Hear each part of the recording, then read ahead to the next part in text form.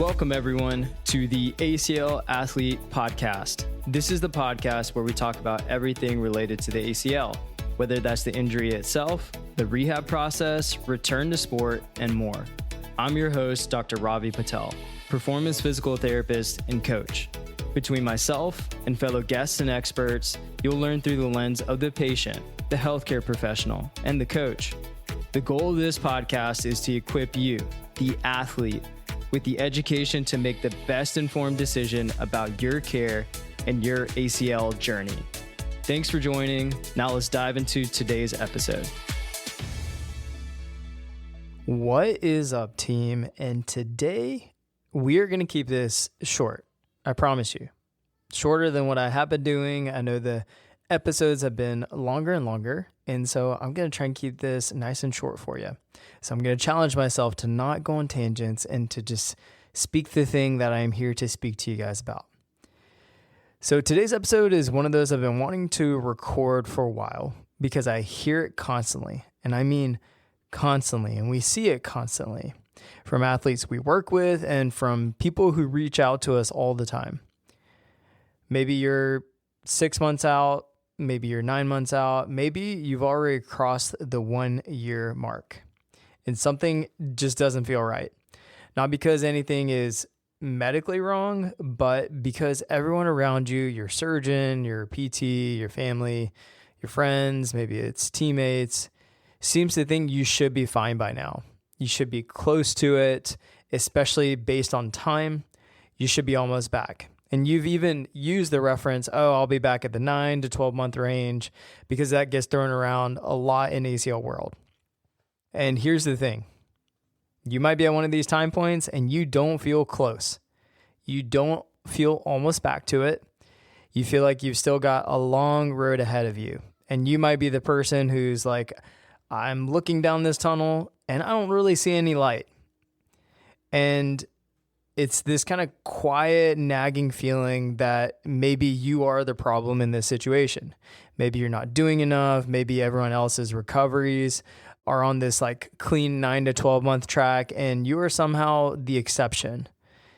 So I'm talking directly to you today because that feeling, that sense that something is wrong with you or that you're falling behind, which inevitably every ACL athlete is going to feel, but I guarantee you most of you feeling this and listening to this episode have had this run across your mind. No one listening to this is saying, I'm well ahead of time, I'm going to graduate and I'm going to be good to go. And that's, if you are, then good for you, but that's maybe 1% of you. The rest of us is going to be essentially in this nonlinear trajectory. And you are the one who are constantly on yourself about falling behind, not on the right quote unquote timeline, if you will. And it's one of the most common things we hear. And it almost never is the full picture. So I want to get into it today because I think it's important to really anchor this to you guys. And maybe you're the person that's even 2 or 3 months out and it feels this way. And that makes sense. You're early on in the process. So we're not here to say that this doesn't count towards you as well. But especially as you've been in it, you've been in the thick of it for not just a few weeks, not a few months, but 6 months, y'all. 6 months, that's half a year. That's a long time. You can do a lot of things in 6 months. Maybe it's 9 months. Maybe it's a year. Maybe, you're listening to this and you're a year and a half, 2 years out. You could be 10 years out. I don't know, whatever ACL kind of timeline that you have been on, but you are kind of further out from this surgery and this injury. I want to talk about this today because I think it's super important for us to really get some detail behind this and break this down. And here's where I want to start. The 9 to 12 month number. We've all heard it. You've heard me throwing it around, and it is something that we try to use as a healthy expectation of this process. You've maybe heard your surgeon use it. Maybe they say 6 months, maybe they say 8 months, maybe they say 9 months. We hear the whole spectrum, y'all. And then we hear surgeons who also say a year mark, right? And that's all healthy framing, right? We need to give some sort of expectation because one of your first questions is going to be, well, when can I get back to X? When can I do this? And usually that 9 to 12 month mark gives us enough of a proxy to say, okay, We know the research shows that re-injury rates go down after the 9-month mark based on what we see. And that allows that ligament to heal from a biology standpoint to turn into at least the tensile integrity or resistance that we need to be able to do its job, like the native ACL. Now it'll keep growing and it'll keep healing and it'll keep turning from a tendon to a ligament past the 9-month mark, but at least we get to a certain threshold where it can withstand the stresses we need it to, typically. Now, it's talked about the 9 to 12-month mark by probably your PT. I hope that they're at least using that as a reference. You probably Googled it and seen, you probably put it into AI and seen it, and on some level, it became the target, the finish line, and the thing you were supposed to hit. But here's what nobody is telling you. That number is a framework, but it is not a guarantee, y'all. It is an average built from the research populations that I've shared. It was never designed around your specific injury, your specific surgery, your specific graft, your specific life and circumstances, or the quality of care you've had access to or a lack thereof. It was never a promise. It was just a starting point that somehow got treated like a rule. And you'll hear all the ACL influencers on social media who say the same thing, right? And I think that it is just from a timeline standpoint, if we could just gravitate towards like, okay, what is a healthy range? We do say that 9 to 12 month range. The thing is that when you hit 10 months and you still feel like you're 10 months away, let's say even 6 months away, it does not mean you failed the recovery. It might just mean the timeline was never accurate for you to begin with. And that distinction matters a lot, y'all. And so let's talk about why. Because I think when you understand the real reasons people are still in this process far beyond 12 months, it stops feeling like a personal failure and starts to feel like what it actually is. A very, very, very, very complicated injury with a lot of variables that nobody sat down and explained to you. And this is something just kind of pulling back the curtain, if you will. Y'all, I've talked to so many ACL athletes, like thousands and thousands and thousands of ACL athletes at this point. This has been my obsession. This has been my world. This is what I've dedicated my craft to. So when you're listening to this, I promise you, I am bringing in the collective amount of conversations that I have across the spectrum of ACL world. And there will be more that will evolve with this, but I am bringing this to you guys because we're in it. We're seeing it. I'm working with these athletes. Our team is working with these athletes. We're mentoring other physical therapists, coaches who are also working with these athletes. Like, I am very much in this space and very much going to share with you exactly what this is, because I think this is so valuable and so important so you guys can get off of your own backs and give yourself a little bit of grace, because we all need it in this world, and especially in this injury. The thing is no one sat down and explained to you these variables that complicates this more than just an ACL injury, which is also arguably the hardest recovery to come back from. Outside of the crazy stuff like, car wrecks and just chaotic situations and spinal cord injuries, if you talk about a musculoskeletal injury that happens to the human body, that happens from sport, this is arguably one of the hardest recoveries. And you have one of the biggest targets on your back as soon as you try to get back to what you want to do. And it's really hard. And so the thing is that when you think about these variables, it could be the injury itself that is adding to it. It could have had multiple ligament injuries while you had your ACL injury, not just that, but the MCL, LCL, PCL, other things could have been impacted, the meniscus, the bone bruising. The biological timeline is just going to be influenced. It's going to be potentially longer. Let's say you had a meniscus repair that was complicated and you were 6 weeks non-weight bearing locked in a brace. You're going to be a little different than the isolated ACL who could put weight the first day.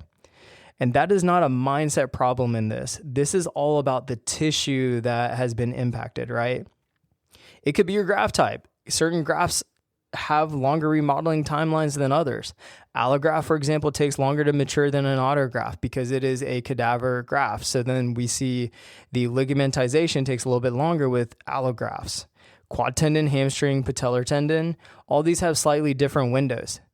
Quad tendon, guess what, y'all? It's taking people longer to get their strength back. and people's quads shut down way more. So if you're listening to this, you've had a quad tendon and it's something that you've been trying to get your quad strength up, waking the quads up to get them back online, and it's taking longer than expected.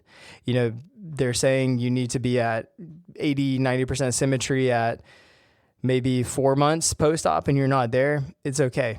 To be honest, more people are taking way, way longer. And if you look at the Schwery paper from 2022, it shows very clearly across all 3 graft types that quad grafts are taking much longer for people. And the thing is, we just have to know that all these grafts are going to be slightly different windows. And so the question I have for you is, did anyone actually walk you through what that means for your specific recovery? Most people I talk to, the answer is no. It's just, here's the graft type, here's the ACL, here's the rehab. No particular protocol to the graft type. It's just, this is the rehab that everyone does no matter the graft type. It could be a complication that showed up later, scar tissue, cyclops lesion, something that requires additional intervention and essentially reset part of the clock. That happens, and when it does, the 9 to 12 month number becomes almost meaningless, as in that's going to be impacted, because we say 9 to 12 months if you had a quote unquote perfect journey, minimal setbacks, progressing along, right? And if you haven't had necessarily the most linear process, which is not most people, that it's probably going to take a little bit more time. It could be also the rehab quality. And I'll be real here. This is something that you guys know how I feel about this, but this is probably the most common one. If I had to pick one out of all these situations that influences the timeline the most, the majority of athletes who come to us further out in this process were not getting bad rehab because their PT was a bad person.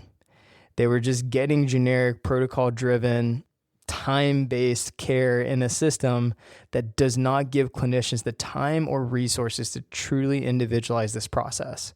There is a real gap there, and athletes pay the price for it. And this is what is so hard about this, is because our system is not designed for ACL injuries and surgeries. It's just not. It's okay for the low back pain that recovers in 4 to 8 weeks or the ankle sprain, but for a 9, 12 plus month recovery, insurance or other medical systems, it's volume driven and you don't get the individualization that you need, and it makes it really hard. And then there is life, because life does not pause for your ACL injury or your surgery or your rehab. A stressful semester, a new baby, a job that has you traveling or on your feet for 12 hours a day, a season of just trying to survive. You couldn't do everything your recovery needed, and that has extended the timeline. That is not weakness, it's just the reality. We have people who get really sick, or they have kids who get really sick and then they get sick and they have to take care of the whole house. We have people who have to travel for work and they're on their feet for, 12 hours for potential, shifts in the ER. You name it. We have worked with so many different occupations and different people in different life phases that it is not easy to just predict, everyone's just going to have a smooth 9 to 12 month recovery because life is just going to be on pause. It's just going to keep going. And so that's going to influence potentially how many road bumps you have in this, especially in the season of life you're in. And for a lot of people, it is not just one of these things. It is a combination of 2 or 3, maybe 10 of them stacked up on top of each other. And when that happens, the nonlinear part of this injury becomes very, very real. And I want to ground this in something real, because I think sometimes you hear this is normal and it feels abstract. So let me tell you about a few athletes we're working with right now, so that way you can get a reference for this. We have a PhD candidate, busy with school, been at this for over 2 years before, had some complexities along the way, and he joined with us recently. He wants to get back to basketball, but he has not been back. Not because he quit, not because he stopped caring about it, but because he had never had the right guidance, and somewhere along the way, the months turned into years without real measurable progress. And you guys all know this. Time passes by quick. And then eventually it's like, I was going to get to that at month 6, and then it's month 9, right? 2 years into this, and we're essentially starting from scratch, building a foundation that should have been built in the first 6 months. But there were some challenges along the way, and we're hoping that we can do that with him now that we have a plan in place. He has started with us, and we're excited to get this going. We have a rock climber, 10 months post-op, significant strength deficits. And get this, he has never been once tested. Was working with like a trusted PT, if you will, but never had the objective measures of quadricep strength, hamstring strength, any of that. No limb strength symmetry assessment. Nobody ever sat him down and showed him where he actually stood relative to where he needs to be for his particular case. No benchmarks, no roadmap. He was just kind of going, just doing exercises, hoping he would get there, going based on feel. We have an athlete who is going through 2-stage ACL revision.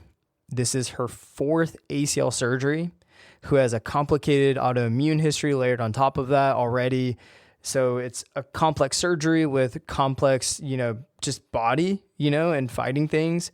And her road is genuinely long. She knows it. We've talked through it. It was long before us and connecting. And it's going to be long after, and we've talked through this, but at least she knows what that road actually looks like now and what the plan is. That clarity alone changes things. And then we have the competitive ultimate Frisbee athlete, 2 years out, quad symmetry sitting at 63%, 2 years out, still dealing with graft site from their quad tendon complications. Still trying, but stalling out because the programming and guidance just wasn't there. And meanwhile, he has already missed tournaments. Events he had circled on his calendar, trips with his teammates, moments you can't get back. The cost of prolonged recovery is not just physical, it's relational and emotional in ways that are really, really hard to quantify. We have a 45-year-old skier who tore both ACLs skiing and is someone who has been in this recovery process for a long period of time, well over a year. And they've torn both their ACLs, and it hasn't been straightforward. They got one ACL torn, got the surgery done, and then on the other ACL tear, when that came to the right timing, they had that done 3 months later to get to a stable place. And yeah, you can imagine that this person is having a very, very long process. So their 9 to 12 month recovery has been compounded by a lot. Oh, and also there has been some other mom pieces that have layered into this that have made this process a bit more complex. And so as you can see, this is just a handful of people we are working with to give you an example, all remotely, never met them in person. But the thing is that they've all had a very complicated path. And they have complex histories. They are not coming in at month 1. We have people coming in at month 1. And guess what? We get to set the foundation and we get to minimize as much wasted time as possible. Whether they're going to in-person PT and they're wanting to work with us, or whether they just want to switch over to us, we can make it work. And it's fun to be able to do that. But I would say that is typically the minority, because sometimes people don't realize they have not the right guidance, or they're just kind of spinning their wheels, or the expertise of the PT was in the first 8 to 12 weeks. And then it was just a matter of feeling a bit lost. It's like your post-op rehab was kind of limiting you. And then once you get to normal daily life, you're kind of further into it. The specificity of it kind of went away because life was no longer limited. It was just now you don't feel strong. You don't feel like you're moving towards anything. There was no roadmap for you. And so this is the challenge that we have in a lot of this, is that people can come in early, but a lot of times they come in a lot later. And so this is something that is very, very common in this process. And while you might think that this is just the minority here, majority of the time, these are the people who we're seeing all the time. And when you talk to most ACLers, they're probably rarely where they quote unquote should be in this timeline, if you will. And so here's what I want to land. The first thing is this: if you're further out and still not there, just know that you're not broken. This is not something that you should put blame on yourself. You did not fail your rehab. This injury is genuinely hard. You guys know this. The process is nonlinear. And for a significant number of people, it takes longer than anyone told them it would, even that 9 to 12 month range. That is the truth of this. And it's important for you to hear that and know that, especially coming from pulling so many conversations and what we see very, very regularly.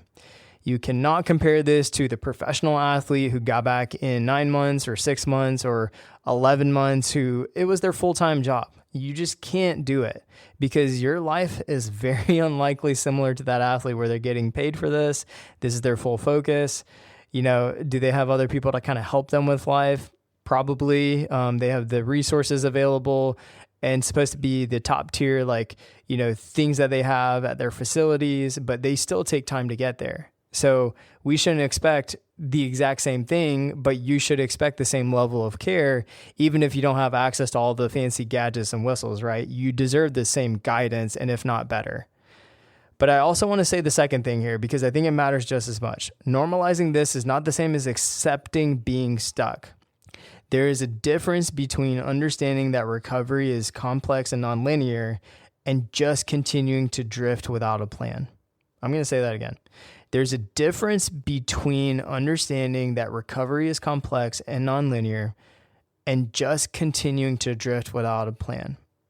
And what I see most often in athletes who are far out and still struggling is not a lack of effort, it's a lack of the right structure. It's a lack of the right guidance, a lack of clarity. It's a lack of just not having any direction.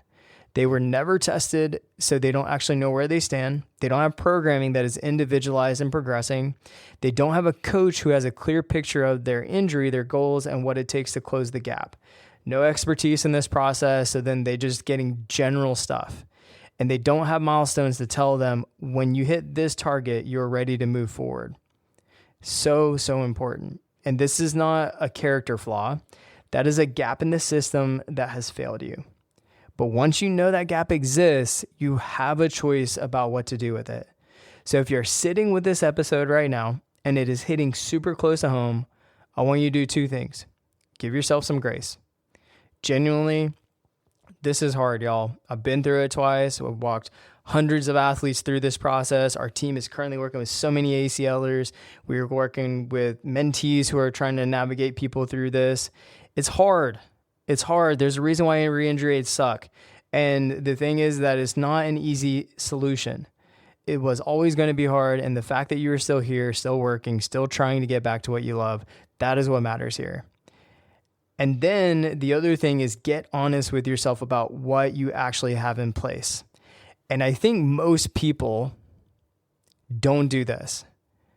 And if you're listening to this right now, I encourage you to just take a second and pause and just think about these questions I'm about to ask you and audit your process, audit where you are, because I promise you this could be the difference in getting back to what you want to do in 6 months and in 9 months and in 12 months.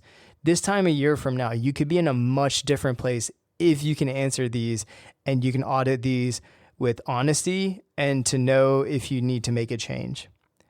Number one, do you have your strength numbers? Do you know specifically how much your quads on both sides are kicking out objectively, your hamstrings on both sides, how they compare to each side and relative to your body weight? Do you have a plan that is specific to you? When you open up whatever it is, your sheet of paper, you go to PT, you look at this app, is your entire week planned? And is there intention behind every single one based on your testing and the targets and benchmarks that you have set up? Are you communicated that of what is the next step? Do you always know where you're going? And do you have someone who can tell you where you are and what comes next? And if the answer is no, that is the thing to fix. That will take months and months and months off of this hamster wheel that you feel like you're on. And it will also just help you offload this kind of mental hurdles and all the thoughts that are going through your head, because someone who knows this process can answer those, and they should. And so that's the main thing to take from this, y'all, is that I want you to audit this process, but I also want you to know that it is normal. If you are listening to this and you are a year out and you still have a long road ahead, guess what? There's many more ACLers in this world than there are the people who are finishing at 9 months. I promise you. And this is what my episode is for today. I thought it was going to be shorter, and man, I'm going to have to start doing something different. I apologize. But you know what? I felt really deep within me, like just to share this with so much conviction. And if this episode resonated with you, If you've been in this process for longer than you expected and you're starting to wonder if it's always going to feel this way, I want you to know it doesn't have to. A longer road is it's not a dead end, y'all. It's not. It just means you just need some better navigation. You need some help. You need someone to be able to direct you and guide you. I think about your physical therapist and your ACL rehab team should be your GPS. You should always know what direction you're going, any detours you take, how long it's going to take, and every turn along the way, getting you from point A to point B. Always, no matter where you are in the process. That is our team's main philosophy and goal, is like, we are going to be your guides in this no matter what. Answer any questions, get you to the right place, make sure that you feel supported and you have a plan and testing through this process. And if you want to learn more about how we work with athletes at every stage of this, including these messy, complicated, far out versions, I'm going to have to get our team on this, because if they could just kind of vouch for all the cases we have right now, the complexities, but also how far people out are, it's crazy. And it's people who are coming in at just random points in this process because they've just been fed up. And the thing is like, we want to help you if that is something that you're interested in or you feel convicted to, or if you just need someone to bounce a thought off of. We are here to help. We'd love to be in your corner. We appreciate you guys for being here and supporting this podcast. And if there's any questions that you have in general, please reach out. We're here to help. I'll catch you in the next episode. This is your host, Ravi Patel, signing off.